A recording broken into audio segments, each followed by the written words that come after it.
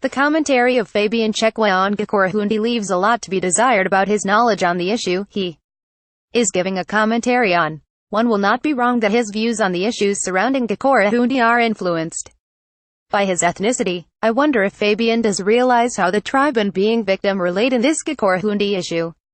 Because if he really does, he would have realized that the very same people he is calling tribalists are the surviving victims of Gukurahundi. The questions that stand are that, does Fabian see Gukurahundi as a national or regional problem?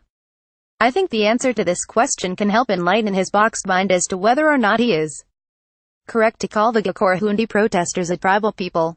If he sees it as a national problem, I have never heard of any Shona person except for Priscilla Mashanga, maybe because of her birth background, calling for the Gukurahundi redress.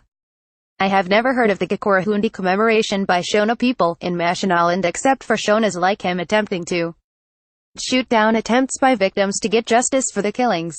Why? If he sees it as a regional problem, why then would he try to disassociate the call for the Gukurahundi redress from the people of the region by calling them tribalists? Who does he expect to call for justice for the killings on their behalf?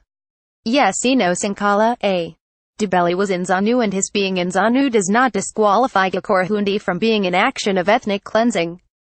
Nkala joined ZANU as a traitor seeking to settle his personal scores against Joshua Nkomo, with whom he had personal difference, and his being a Dubeli does not make him innocent of Gukurahundi.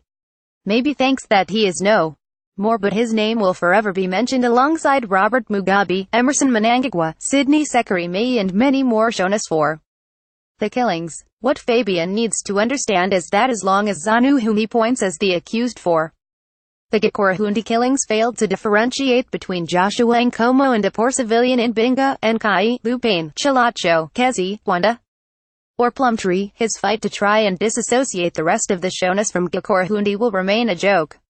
Fabian needs to understand that when one had his parents were shot and killed in Lupane by uniformed soldiers, there were no faces of Mugabe and Mnangagwa among them. It was a group of Shona-speaking men.